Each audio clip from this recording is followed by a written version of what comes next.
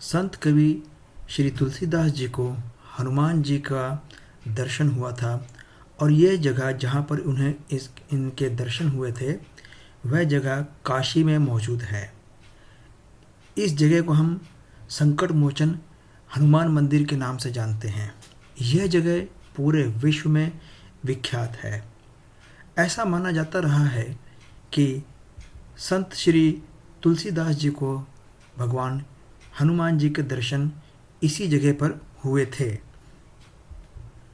इस मंदिर का इतिहास 400 साल से भी अधिक पुराना है।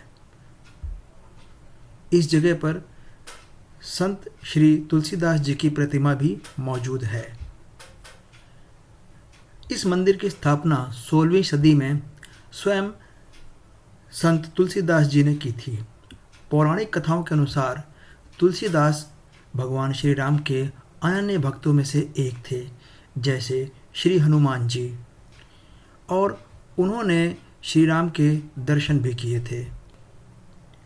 ऐसा माना जाता है कि प्रतिदिन स्नान करने के बाद श्री तुलसीदास जी नियम अनुसार पीपल के वृक्ष पर जल चढ़ाया करते थे और हर आने जाने वाले को रामचरितमानस का पाठ भी सुनाया करते थे। और इसी क्रम में जब एक बार श्री तुलसीदास जी पीपल के वृक्ष पर जल चढ़ा रहे थे, तब उसी वृक्ष में से एक प्रेत प्रकट हुआ, जिसने कि तुलसीदास जी से पूछा, क्या आप भगवान श्री राम से मिलना चाहोगे? मैं आपको उनसे मिलवा सकता हूँ, लेकिन उससे पहले आपको श्री हनुमान जी से मिलना होगा। तब श्री तुलसीदास जी ने पूछा कि भला श्री हनुमान जी से उन्हें कौन मिलवाएगा?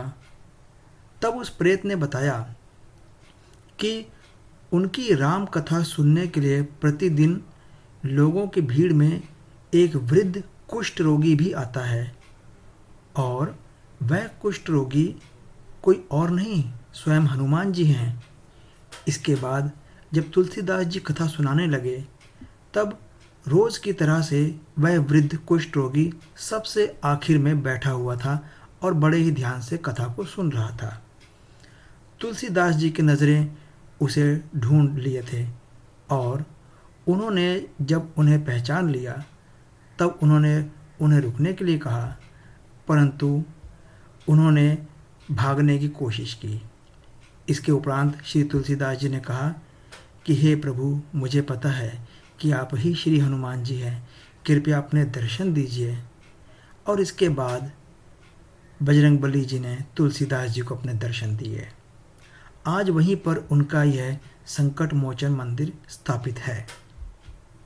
परंतु बात इसके आगे चली। श्री तुलसीदास जी ने हनुमान जी से मिलने के पश्चात इच्छा जताई कि वे प्रभु श्री राम के भी दर्शन करना चाहते हैं। तब श्री हनुमान जी ने उन्हें कहा कि इसके लिए तो उन्हें चित्रकूट जाना होगा, और बस उनका कहना था कि तुलसीदास जी चित्रकूट पहुंच गए और वहीं पर किसी एक मंदिर के निकट बैठ गए। हनुमान जी ने उन्हें बताया कि आप ध्यान रखिएगा कि आपके पास से 2 सुंदर राजकुमार घोड़े पर धनुष के साथ जाते हुए दिखाई देंगे, वही प्रभु श्री राम और लक्ष्मण हैं। अब तुलसीदास जी जब उस मार्ग पर ध्यान लगाए बैठे थे, तो उस मार्ग से 2 सुंदर बालक गुजर गए और तुलसीदास जी उन्हें देखकर आकर्षित भी हुए, परंतु वे उन्हें पहचान नहीं पाए। और बाद में जब हनुमान जी को ऐसा पता चला कि वे उन्हें नहीं पहचान पाए, तो दोबारा फिर जब प्रभु श्री राम वहाँ से गुजरे, तो उस समय हनुमान जी ने यह दोहा बोला, चित्रकूट के घाट पर भई संतन की भीड़, तुलसीदास चंदन घिसे, तिलक देत रघुबीर। तुलसीदास जी ये सुनते ही चौंक गए और वे तुरंत प्रभु श्री राम को पहचान गए और उन्हें देखने लगे। उन्होंने प्रभु श्री राम को चंदन लगाया, भगवान ने उन्हें दर्शन दिए और स्वयं उन्होंने तुलसीदास जी को चंदन का तिलक लगाया और उसके पश्चात वे अंतर्ध्यान हो गए। कलयुग में ऐसा माना जाता है कि तुलसीदास स्वयं महर्षि वाल्मीकि के ही जन्म हैं। इसीलिए आज हनुमान चालीसा और रामचरितमानस का बहुत ही ज़्यादा हमें अपने जीवन में उतारने की आवश्यकता भी है। आपको ये बात जान के अच्छा लगेगा कि क्योंकि समय को कोई भी काट नहीं सकता है, समय सबसे बलवान है, परंतु यह बात आश्चर्यजनक रूप से संत कवि श्री तुलसीदास जी ने कहा है कि यदि कोई समय को हरा सकता है तो वे राम भक्त श्री हनुमान हैं। और इसीलिए हनुमान जी को काल का काल स्वयं प्रभु श्री राम ने भी कहा है।